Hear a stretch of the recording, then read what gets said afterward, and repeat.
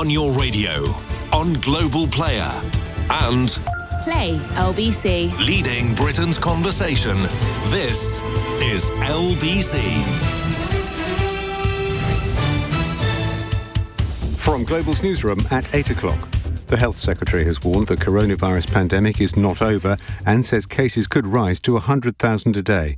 The figure for the latest 24-hour period was 49,000. But at a Downing Street briefing, Sajid Javid said he doesn't believe the pressure being faced by the NHS is currently unsustainable, and the government won't for now be reinstating restrictions under its Plan B. Am I saying that if we don't do our bit, get vaccinated, all those behavioural changes that we can make, that we are more likely to face restrictions as we head into winter? Then I am saying that. I think we've been really clear that we've all got a role to play. A man has been arrested on suspicion of a public order offence after a mock gallows was put up outside the Houses of Parliament. Police say it followed a protest by anti-vaxxers. Police chiefs have been asked by the Home Secretary to urgently assess the scale of drink spiking at nightclubs and parties. Universities say the increasing number of spiking by injection during nights out is incredibly disturbing, and they're working with police to ensure student safety. Political and church leaders have wished the Queen well following the cancellation of her visit to Northern Ireland this week. Doctors have told the 95-year-old to rest. In the city, the FTSE 100 closed up 5 points at 72.23. The pound buys $1.38 and €1.18. LBC weather: rain over southern England will clear overnight. Showers elsewhere and lows ranging from 2 to 10 Celsius. Tomorrow, a bright but much colder day than of late with sunny spells. A high of 13 degrees. From Global's newsroom for LBC, I'm Andy Ivy. This is LBC. From Global, leading Britain's conversation. Cross Question with Iain Dale. Hello and welcome to Wednesday's edition of Cross Question. I'm Iain Dale. Joining me on the panel tonight are Adrian Ramsay, the new co-leader of the Green Party, comedian and podcaster Matt Forde, the political consultant and commentator Anita Boateng, and Toby Young, director of the Free Speech Union. You can, of course, phone your questions in on 0345 6060 973. You can text them in if you like, 84850. And you can watch us on Global Player, the LBC YouTube and Facebook channels, and also via the LBC website at lbc.co.uk. Call 0345 6060 973. Tweet at LBC. Text 84850. Cross Question with Iain Dale. This is LBC. Now, before we come to your first question, I've got to ask you, Adrian Ramsay, you're a few weeks into the job now. Was it the LBC debate that won you it? Oh, well, it could well be. We certainly really enjoyed the questions from yourselves and from the viewers in the debate we had between the candidates. Well, it got quite feisty on occasion, didn't it?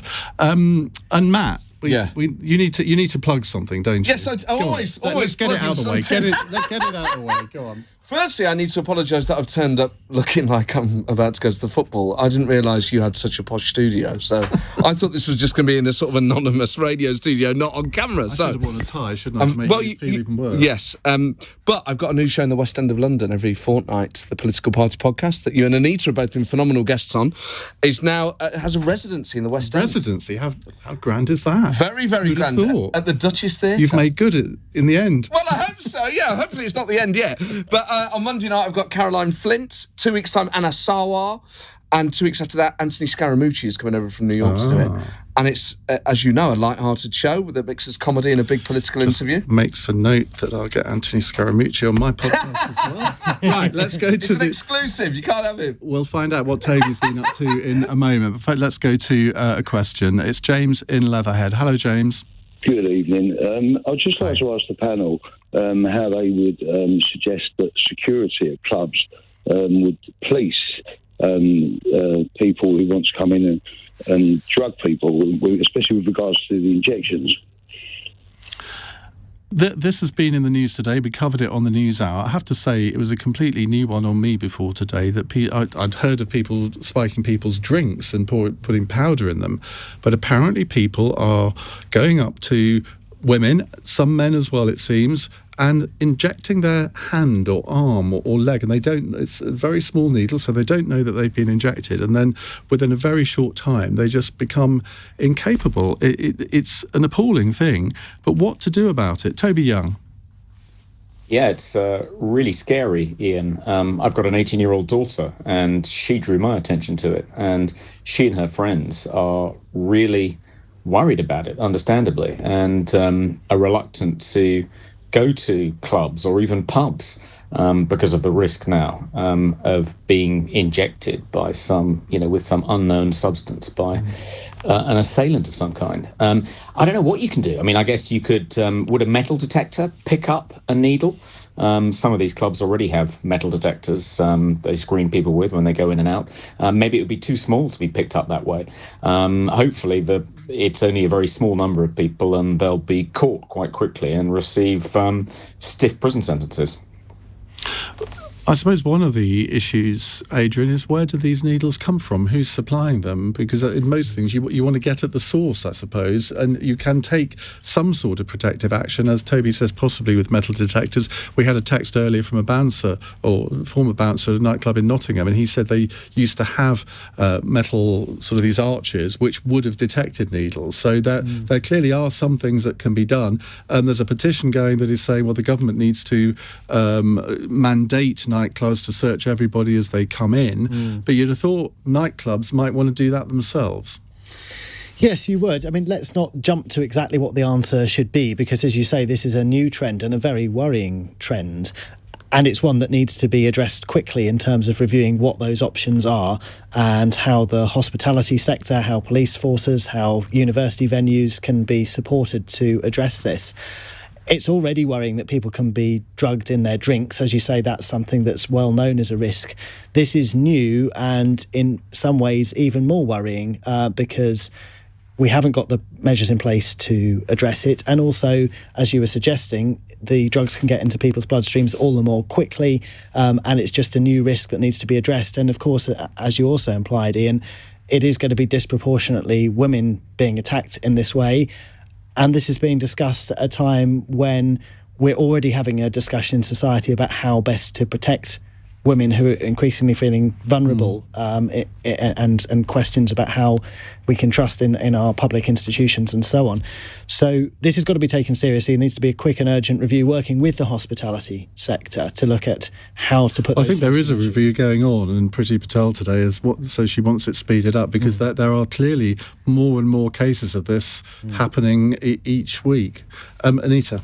I think you're right. We need to understand the scale of this. And I've only heard about this from the past few days. And as someone who goes out quite a lot, I was quite surprised and very alarmed at the update. And I think that also what we're seeing is increasing. I don't know if it's because of COVID. I've certainly found that just like harassment as a woman has gone up remarkably. Like I had a man try to get me into his car this morning. It happens to me all the time. And I think that weirdly, it feels as though it's increasing, and this kind of hostile, over-the-top activity that I would consider to be harassment and can be quite scary just feels like it's on the rise. So understanding the scale of it, I think, helps us to understand what level of intervention we really need. I mean, what do you think causes someone to try and get you into it? I mean, the mind boggles. I mean, tell us what happened. I mean, I was walking down the road, I was going to the gym, I had headphones on, and this man just kind of shouted at me, and I thought there might be an issue. I thought I'd dropped something. He shouted again, and then said, "Oh, please come here." At that point, I thought, okay, fine, he's trying to harass me, and then said, "Oh, I can give you a lift somewhere. Where do you want to go?" And obviously, because you're walking, you can't really get away. You just kind of have to hope that they give up at some point and stop following you. But it is quite an alarming trend, and I feel like this is happening more, or certainly for me, happening more and more often. And we're seeing it in all sorts of levels. What do you put that down to, though? I honestly couldn't enter into the psychology of this kind of behaviour. And yeah, it's not particularly pleasant. I think that it makes people feel vulnerable.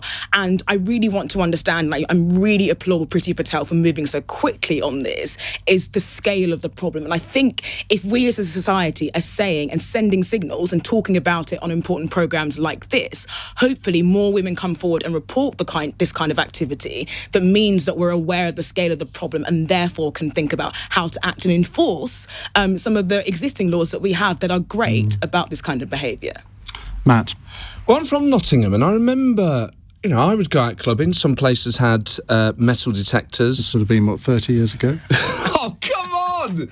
I'm younger than I look. But I did start drinking quite young, actually, so maybe it was.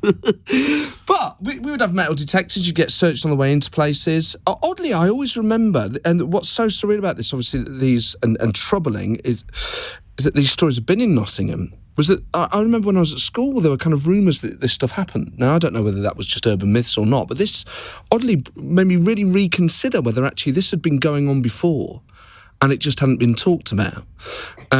So it actually has been quite a surreal couple of days just reflecting on that, trying to remember what people were talking about at the time. My instinct would be that at the time it was probably an urban myth, but this is obviously clearly true.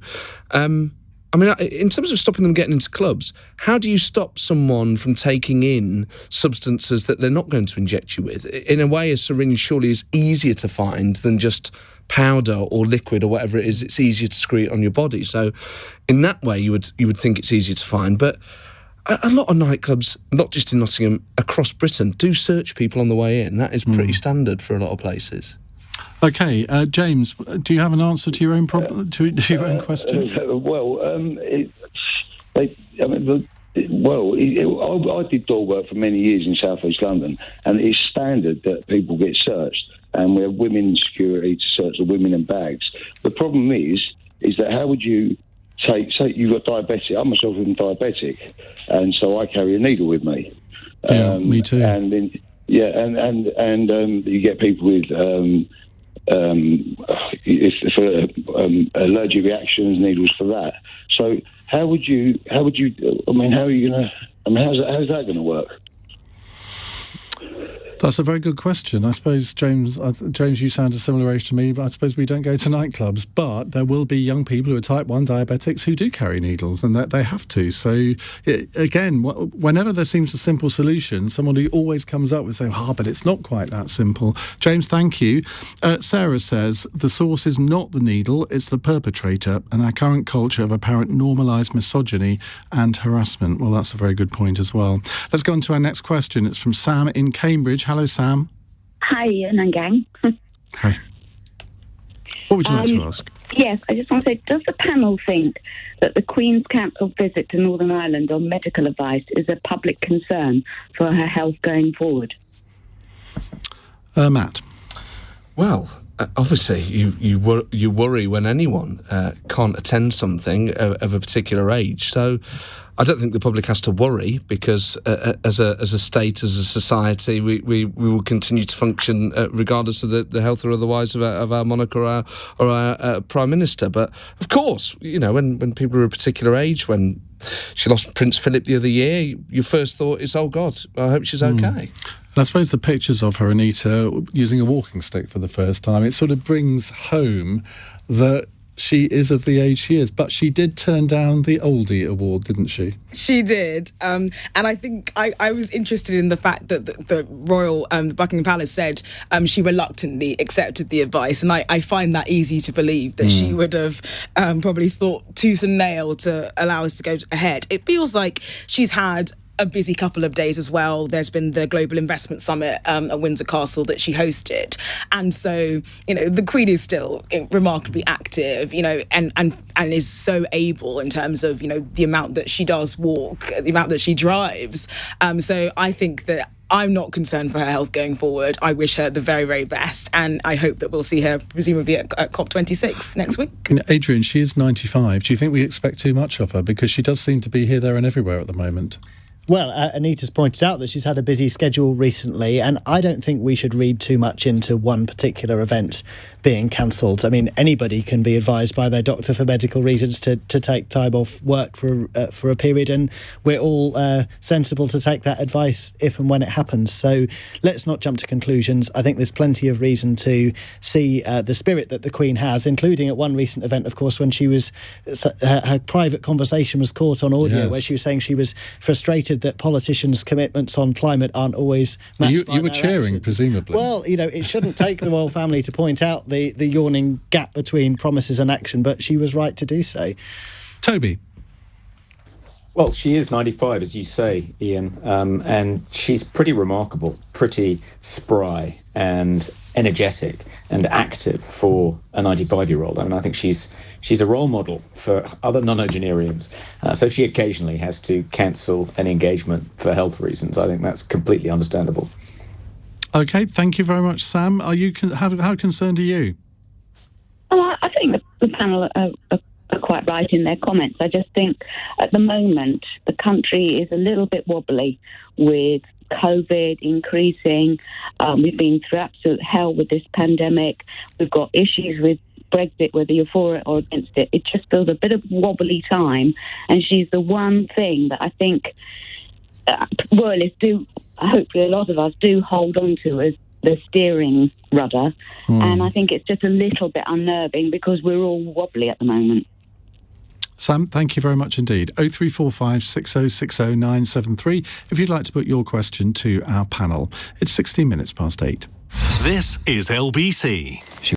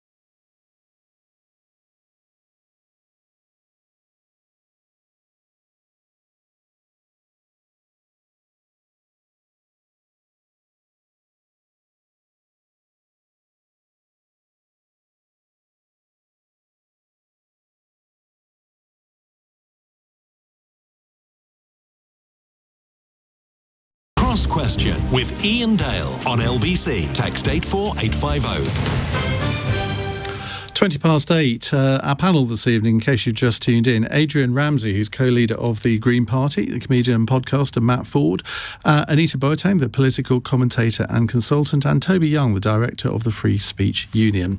0345 6060 973. That's the number to call if you'd like to ask our panel a question. And that's what Anne in Harrogate has done. Hello, Anne.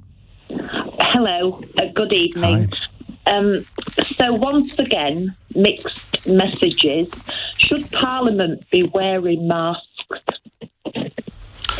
Well, some MPs are. I was in the House of Lords the other day, and virtually all the Lords that I encountered, they were all wearing masks. And then you go down to the Green side, the Commons side, and, well, there weren't many masks being worn there. And in the Chamber, it seems to be the opposition MPs that are wearing them, and very few Conservatives.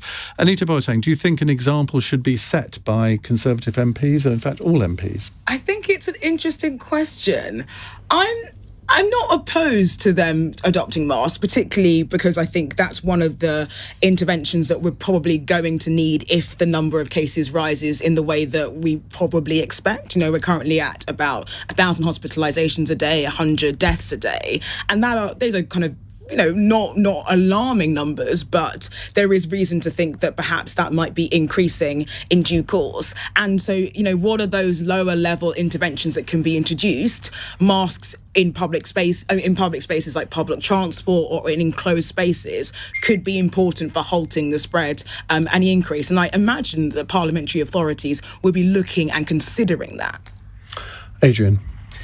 Yes, absolutely. I think Anne's right that MPs should be setting an example, and indeed that masks should still be compulsory in all enclosed public places. And in fact, the Green Party was against that measure being relaxed earlier in the year when it was. Too often we've seen the government to be too laissez-faire on this. There's been too many times when they've been relaxing restrictions, too slow to put in place measures that can often be simple measures for people to take that do slow the spread of the virus and help protect people. And so I think the sorts of measures that are in the so-called Plan B, like requiring mask wearing, like communicating the need for caution, like urging people to work from home where they can, I think it's time to bring those in, as well as MPs leading by example, so that we can start to stem the rise in cases that we're seeing.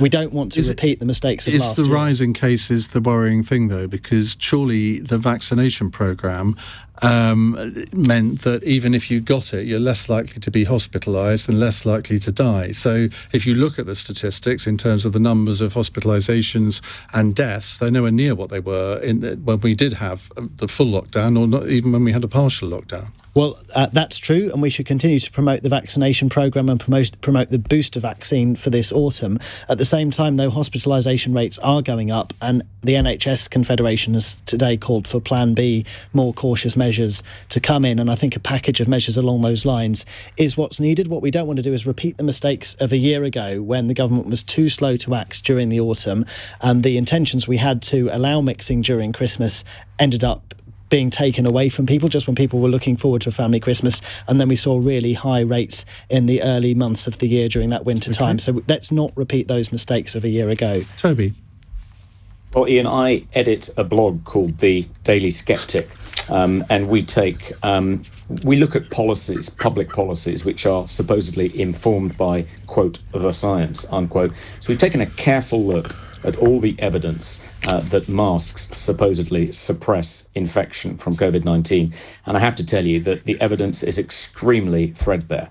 I'll give you a couple of examples. The only randomized control trial involving masks was carried out in Denmark, involved a sample of over 3,000 people. And the conclusion of that trial was that wearing a mask that doesn't mean you're any less likely to get infected than if you don't wear a mask. The Imperial College London recently carried out a survey of attitudes to mask wearing in different countries. They found Sweden and Holland had amongst the lowest mask uptake. They haven't introduced mask mandates in Sweden, even to this day. And yet in Sweden and Holland, they've had far fewer deaths from COVID per million than we have, and they have a lower infection rate than we have at the moment. There is still a mask mandate for indoor spaces in Scotland, but Scotland recently experienced a spike in hospital hospital admissions for COVID. We scrapped mask mandates on July 19th on Freedom Day, and we haven't seen that spike in hospital admissions from COVID that was predicted by many Cassandras. So the evidence that masking you're seriously trying to tell me that you don't think masks have any effect whatsoever? Well, the evidence suggests that they don't, Ian, no, and that's partly because people reuse masks. They wear cloth masks as opposed to surgical masks. The masks themselves are often kept in very unhygienic conditions. Look, none of us here are scientists. But if you have something in front of your mouth and nose, if I put my hand in front of my mouth now, my voice sounds muffled because the voice can't get to the microphone as well. Even if I have something that is something cloth in front of my mouth, it will intercept some of the particles that come out of my mouth. Not all of them, but some of them. So there is a reduced risk of somebody being infected by my breathing on them. That just is common sense. You don't need to be a scientist to work that out. No, but the science doesn't support what would appear to be a common sense, intuitive view. The bits of science that you've quoted maybe don't, but the evidence that masks are effective, Ian, is just incredibly slight, incredibly threadbare. And if you it's not, because there are different types of masks. Matt Forde. There are different types of masks. You can wear an N95 mask and that actually protects the wearer as well. Are you saying the science behind those is bogus? How many people wear N95 masks? Well, I wear one. Very few. I see a lot of people wearing them actually in London. I mean, there's a whole load of things on masks. I think where Toby has got this wrong is that, of course, every element of public policy should be scrutinised. You never want to fall into groupthink and make mistakes on a grand scale. There's no point doing things for the sake of them. However, I do fear with this sort of libertarian wing in politics, they just like to disagree with stuff for the sake of it. And as Ian said, there's a reason why your mum tells you to cover your mouth when you sneeze, to stop other people getting ill. And of course, the vaccine stops it being as bad. I've got a friend, by the way, who's double jabbed at the moment, who's very ill with COVID, so that's not a guarantee either. I'd still rather not get it. I'd still rather not get a cold or the flu either. I would rather live in a society where... The other thing with the mask is, when you're on public transport and you're wearing a mask, what you're saying is, I take my own health seriously and I take your health seriously. A stranger on a train or someone I pass in the street. That is part of being a responsible citizen in an interconnected world. When you don't wear a mask, you're saying, I'm more important than you. I'm daring you to challenge me. And it's not just rude. A lot of the time, I just think it's silly. Is that it's silly people who want to make a point, who want to look like a bit of a punk, and in the end, they're the people who are helping spread this virus. But what about the issue of public consent here? Because when you walk around the streets nowadays, most people haven't got masks on, which is very different to a few months ago. I was a complete mask zealot throughout most of this. I don't wear a mask now unless I'm in a confined space. And if I'm on a train and there's nobody near me, I don't wear one anymore. I wear one all the time. And I'm trying to think, well, if the government then says that they're going to mandate them again, Adrian, interested in your view on this, is the public going to say, OK, well, I'll start wearing them again? Because I have my doubts. I think that the public will respond to the lead that government and politicians take, and we need a cross-party agreement on this. We saw in the early stages of COVID that the British public, in fairly typical British style, were very compliant actually with the rules that were put in place, whether that be in relation to rules in shops or to mask wearing or to the rules around lockdown. And I think it's about making a case, as was done with the early lockdowns, about why this is needed and why it is, as Matt says, in the benefit of society as a whole. The trouble we've got, as you rightly point out, Ian, is we've had such a long period of time where rules have gone up and down. The government's messaging has been all over the place. There's not been the right level of caution. We need to restore that faith and work on a cross-party basis to say this is about us protecting and looking after each other. And actually, if what people are wanting is to avoid a full lockdown, and maybe we won't be able to avoid it, but if we want to try to, then putting in place these quite easy measures, really. We don't lose anything by wearing masks, do we? It's such a small thing. Absolutely. I can't understand the fuss about it. It's not a chastity belt or some sort of iron mask. It's just a little thing that goes over your face, even if you're not sure. Why take the risk of not wearing it? I wear them everywhere unless I'm doing something, on camera or whatever. I wear them in the corridors. I wear them in the street. Matthew has texted to say, why aren't you all wearing masks in the studio? Well, because we'd sound awful even worse. But I mean, there may come a time. But you did ask us to take a lateral flow test before we came to the studio, and that's the other side of this. Is it's not just about masks. It's not just about vaccines. It's about, are we getting the testing right? Are the right measures in place ahead of mass gatherings? It's looking at it in the round, and there's a number of different measures. But you think, at what level do we think, well, we can't have 4 people in the studio anymore? We're going to have to go back to having sort of one up that end, and then other two on Zoom. Toby, very quickly. Just want to come back on what Matt just said. I don't agree that the cost of wearing a mask is tiny. I find it very unpleasant. I find it unpleasant to look at people who are also wearing masks. I think they have a nasty, dehumanising effect. And in some settings, have you ever been to hospital, Toby? It improves the look of some people. Have you ever been to the dentist? Sorry, you find it dehumanising to see someone's eyes? I do. And not being able to see someone's expression, someone's face, not being able to tell whether they're smiling or frowning when I'm talking to them. And in settings like classrooms, I think it makes... You can see if they're frowning. They use their eyebrows. You can see if they're frowning because they use their eyebrows. I wouldn't mind living in a world in which everyone was masked, Matt. You don't think that? Well, nobody's saying this is going to be forever, are they? Matt likes wearing one because it improves his looks. It does, exactly. Yeah, I've never looked so good, Toby. I mean, maybe, don't take that privilege away from me. Maybe that's a lesson you ought to learn, Toby, as well. He said controversially. Anyway, I shouldn't laugh at my own jokes, should I? That's what Matt does. 8:31 on LBC. Andy Ivey has the news headlines. The Health Secretary says the government won't be implementing its Plan B of coronavirus restrictions despite rising numbers of cases. Sajid Javid is urging people to get vaccinated and have their booster jab, warning infections translate into more hospital admissions and more pressure on the NHS. The Home Secretary says the official threat level to MPs is substantial following the killing of Conservative MP Sir David Amess last week. But Priti Patel says a review by the Joint Terrorism Analysis Centre shows no information or intelligence of a credible, specific or imminent threat. Police forces are being asked by the government to look at the number of reports of people getting spiked at nightclubs and reports of these. Cases have gone up recently, with some saying they've been drugged by injection. LBC weather: rain over southern England will clear overnight, showers elsewhere. Tomorrow, a brighter day, but much colder than of late with sunny spells, a high of 13 degrees. This is LBC. Got the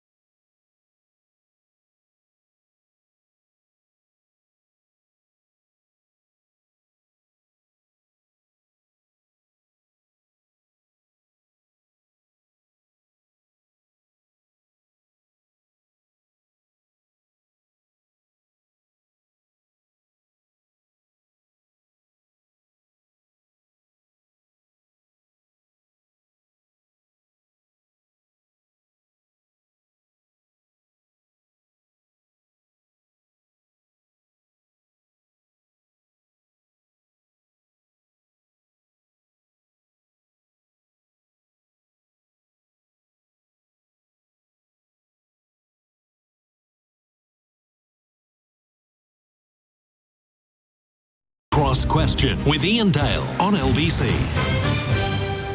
8:35, our text and Twitter feeds going mad about masks. We are going to talk about COVID after 8 and what was said at the press conference today. So store it up for then. But if you want to ask a question on anything else, 0345 6060 973. Adrian Ramsay, Matt Forde, Anita Boateng and Toby Young with us to taking your calls and texts. Martina in Sheffield says, are the government taking the COVID situation seriously enough, or are they just trying to pass responsibility onto the public? Well, that's a question I suppose that's been asked all the way through this pandemic in many ways. Toby, let's come to you first on that. Well, I was quite heartened by the press conference today, Iain. I was pleased that Sajid Javid said we're not going to go to Plan B. I mean, he did add the rider at this point, giving himself wiggle room to do so if things get worse. But he also said that the pressure on the NHS wasn't unsustainable. And he might have added that the number of COVID patients currently in hospital is about 5% of the total. So it's quite hard to understand the alarm bells currently being rung by various public health panjandrums about the need not just for Plan B, but in some cases for Plan C, another full lockdown. And one reason why that wouldn't be sensible, I think, is because one of the reasons the NHS is currently under pressure is because of the huge waiting list, because of all the people that didn't get treated during the previous 3 lockdowns. So if we had another lockdown, surely that would then mean more people stayed away from hospital, delayed essential treatments for things like cancer, and that would create even more pressure on the NHS in due course, and you're locked into a vicious cycle in which one lockdown begets another. So I was pleased that the government seems to be holding its nerve, at least for the time being. And what about Martina's question? Do you think that the government have tried to pass responsibility onto the public in the past? I think they have, yes. I think the attempt to frighten the public into complying with restrictions which I regard as largely ineffective has been pretty reprehensible. I think they've used psychological techniques that typically would not be allowed in peacetime to try and promote compliance, not just with particular public health measures. Well, like trying to get people to stay away from the NHS, for instance. Protect the NHS, save lives, flagged up on a yellow sign, which looked like one of those crime scene tapes, terrifying people who are in desperate need of healthcare from staying away from hospitals under the misguided sense that it's their job to protect the NHS and not the NHS's job to protect them. I think that was irresponsible of the government, and I think they did try and bully the public into complying with various measures, which in retrospect, I think we can now see were largely ineffective. Adrian? Yeah, I completely disagree with that. I mean, first of all, yes, the government has too often put the onus on individuals and said things like, well, we're going to remove this restriction now, but you need to be just sensible in your approach. Actually, most people follow... What's wrong with saying that? What's wrong with saying that is that it does put the onus on the individual, and as we've seen, because there's a lack of clarity then about what is needed across society to keep rates down. Things like mask wearing, things like promoting testing across the board, being cautious about how you run mass events, encouraging people to work from home where they can. If you're going to take those approaches that are in Plan B, which I think we should be moving to, then it only works if it's done on scale. It can't work on a sort of opt-in basis, because when someone wears a mask or decides to stay at home more often or decides to test themselves more often, it's not just about protecting yourself, it's about protecting other people. It's about civic responsibility, as Matt was saying earlier on. And that's got to be led from the centre, from government, as did work effectively in the end with the first lockdown. So this has got to be led centrally and not the onus not put on individuals. And I completely disagree with Toby when he was saying that people were being frightened off using the NHS. I don't think that's what that message was about at all. It's about saying if we all act in that public interest, that's the way to stop the NHS getting overwhelmed and avoid a situation where people can't be treated when they need it.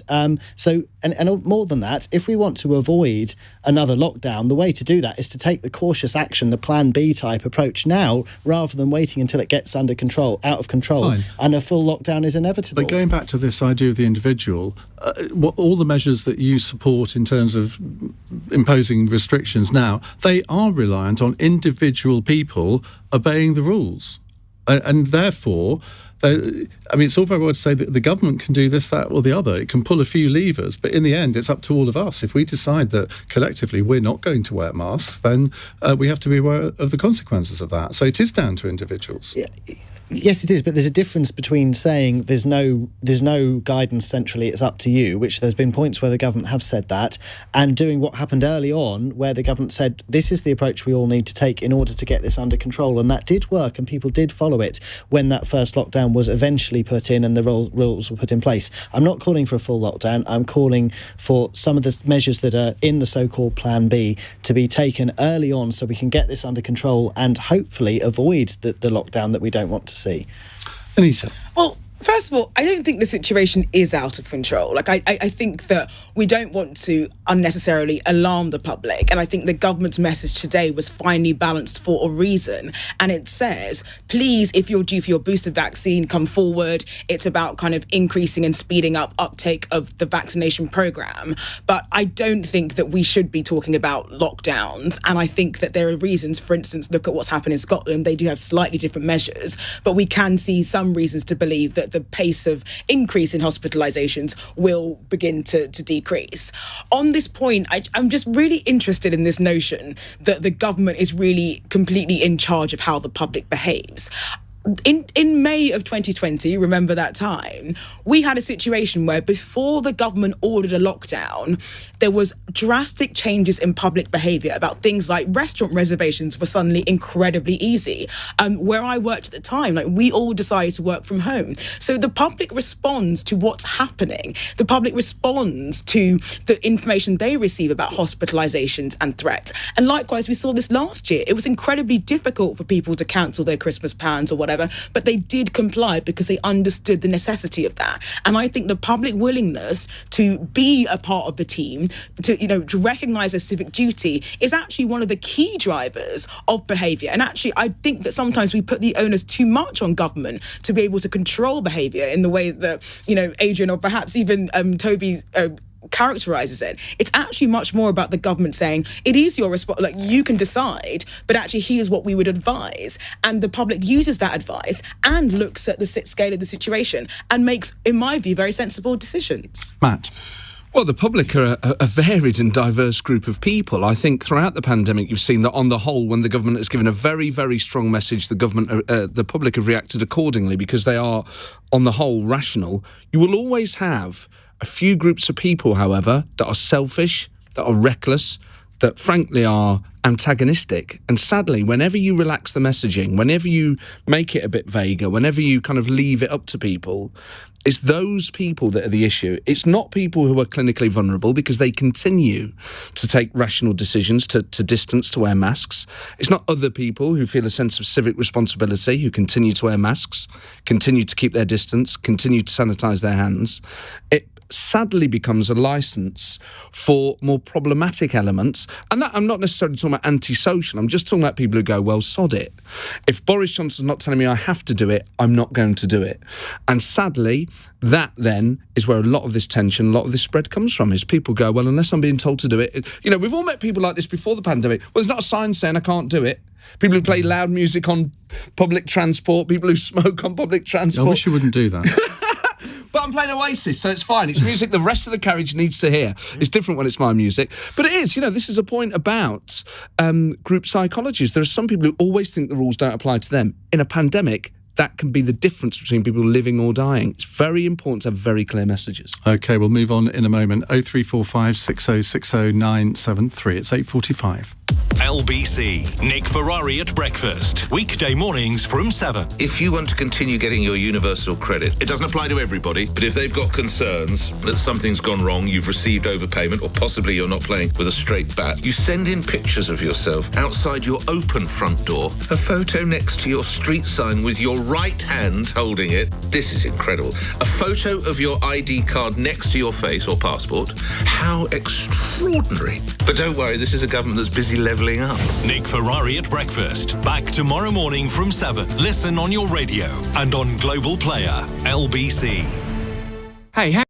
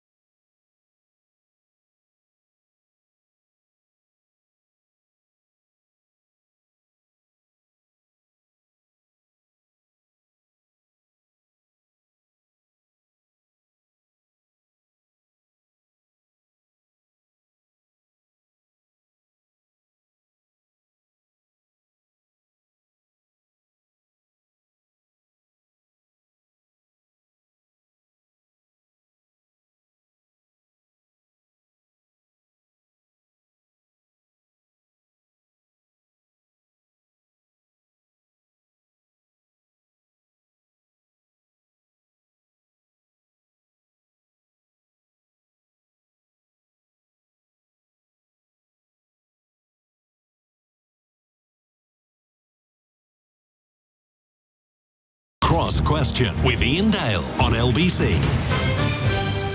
8:49, Adrian Ramsay, Matt Forde, Anita Boateng and Toby Young with us. Here's a text from Jonathan in Newcastle. A housing market, this is quite a long one, a housing market that's ever more difficult to get on, yet they backtrack on planning reform, a national insurance hike that hits younger workers and protects pensioners, and now a planned reduction in the student loan threshold, which effectively increases income tax for graduates. I voted Conservative at the last election, but now it simply feels like they're waging a financial war on my generation.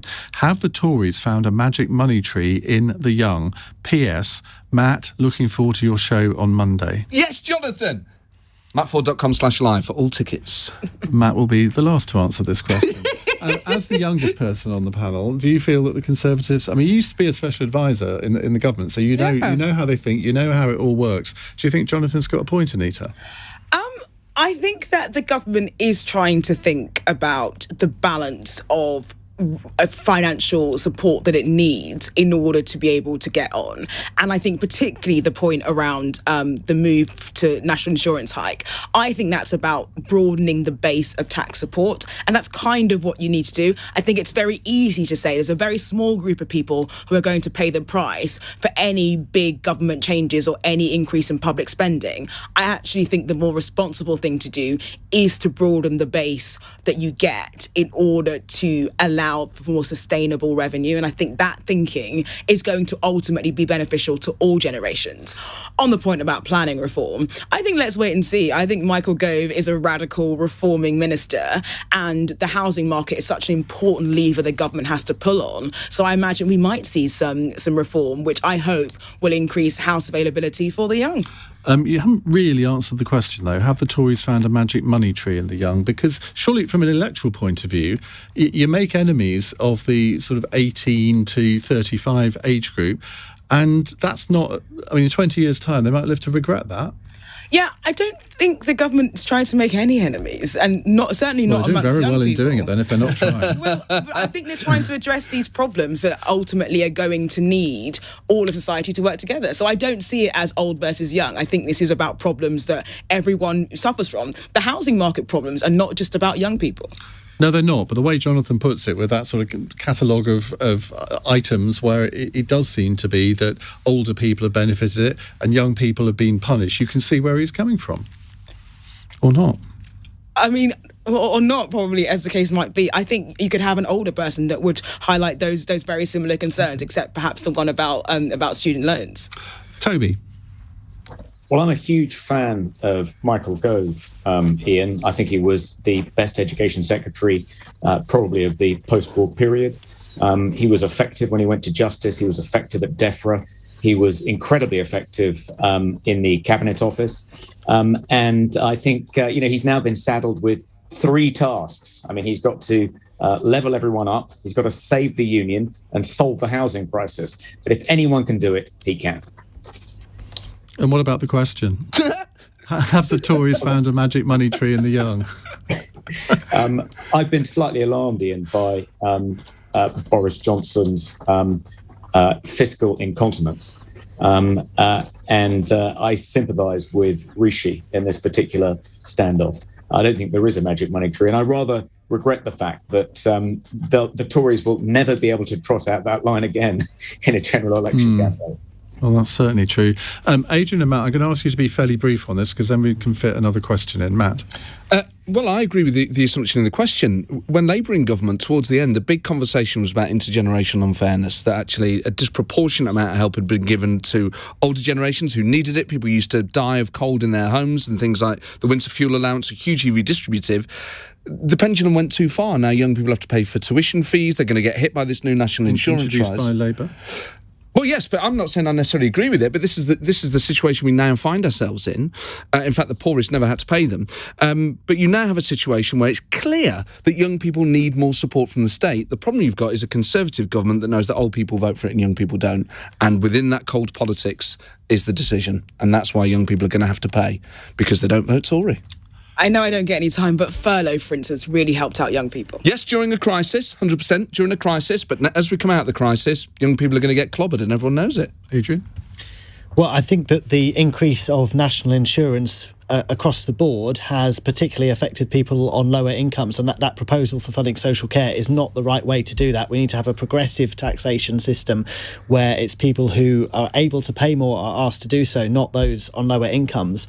And that only exacerbates the affordability crisis that we have in relation to the housing market, which is what Jonathan's referring to. Up and down the country, we see luxury homes being built, often on greenfield sites, often without the infrastructure that's needed in terms of local transport and local services to enable people to live as part of a community and be able to afford to live in their local community. The housing that's being put up is not meeting our needs and is often not to the right environmental standards either. So we need to be much stricter in terms of planning law and ensure that the planning rules are actually meeting the genuine housing need and building real communities. Right. Abraham in Hartlepool says the BBC are reporting a government research paper recommending people shift dietary habits towards plant-based foods has been hastily deleted.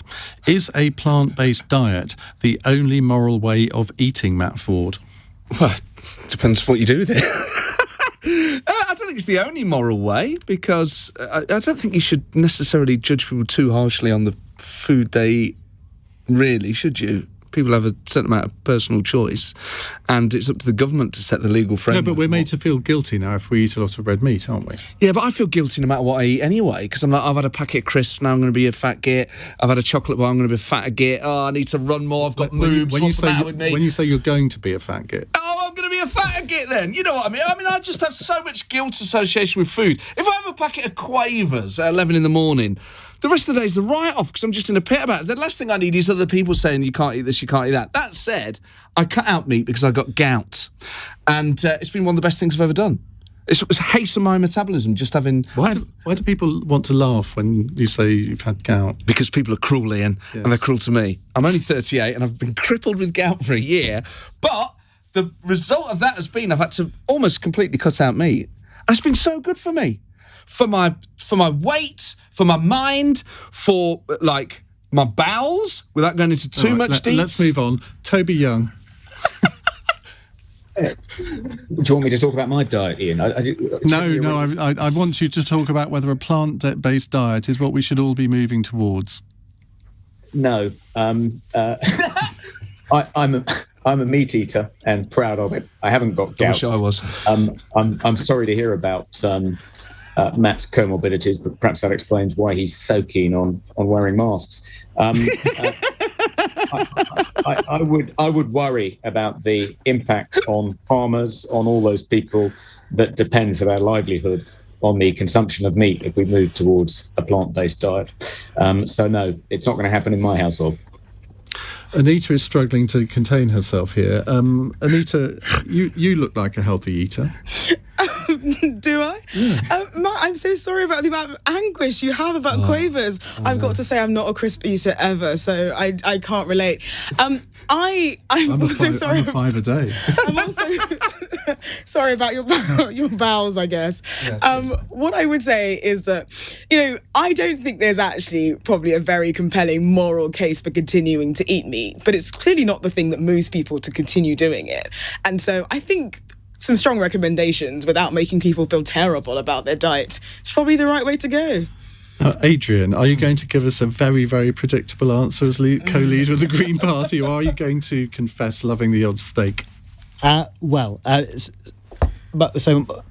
I don't eat meat and dairy products myself, but this isn't necessarily about what we do individually. It's about what public policies... There's a theme developing here. It's about what public policies that we need to tackle the climate emergency and to ensure that we can feed the world in a sustainable way. And interestingly, there was a poll out last week that looked at which policies for tackling concerns about climate have got strong public support. And it did include some of those more radical policies like a frequent flyer levy and like a campaign to encourage a reduction in meat and dairy consumption. And this is actually a trend that's happening in society already. And I think it is part of what government needs to do to look at how we can have a transition in food that's about supporting farmers to be able to farm in more environmentally friendly ways, and helping some farmers to be able to move away from animal farming to alternatives. Some farmers are looking at moving away from dairy farming towards oat milk production, for example. We've got huge potential to do that in this country. So when we think about green transitions, it's not just about energy and homes and transport. Those areas are all important. It's also about how we can farm in green ways and meet that growing demand for plant-based products. Gina in Battersea has a very important question.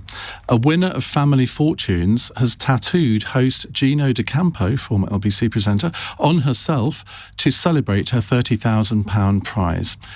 Who would you like tattooed on yourself, Anita? Honestly, no one. My mother would kill me. Final answer. Adrian? I would need some convincing to get a tattoo. If you really want an answer, then David Attenborough as such an icon of the sustainable future we need. Toby? Well, whenever I go out in public, Ian, people come up to me, they want my autograph, they want to take a picture with me, they often buy me a drink, and it always leads to an incredibly awkward moment in which I have to gently explain that I'm not actually Steve McFadden. So I'd like to get a tattoo of Steve McFadden. So then, because that would show that I wasn't actually him, because who would be so vain that they would get a tattoo of themselves? Indeed. Well, Steve McFadden, we should explain for those who don't know, is Phil Mitchell on EastEnders. Matt? I would get, I've thought about this a lot, full torso of Toby Young's face with tofu in one hand and a full mask across his mouth. I think it's what he would want. That would attract the ladies, wouldn't it? They wouldn't recognise me if I had a mask on, would they? They say, why you got a tattoo of Phil Mitchell with a mask? All right, well, thank you very much indeed to you all. Toby Young, Adrian Ramsay, Anita Boateng and Matt Forde. Coming up in a moment, we're going to return to I suppose one of the big news stories of the day, the government's press conference headed by Sajid Javid. I want to ask whether you think that we're just going to have to learn to live with COVID, and that there is a limit as to what the government could do in terms of introducing new restrictions, because too many people just wouldn't obey them. Or do you think that's a completely wrong analysis? It's 9:01. On your radio, on Global Player, and Play LBC. leading Britain's conversation. This is LBC. From Global's newsroom, the Health Secretary is urging the public to get vaccinated against coronavirus and take up the offer of a booster jab. Sajid Javid told a Downing Street briefing he doesn't believe the pressures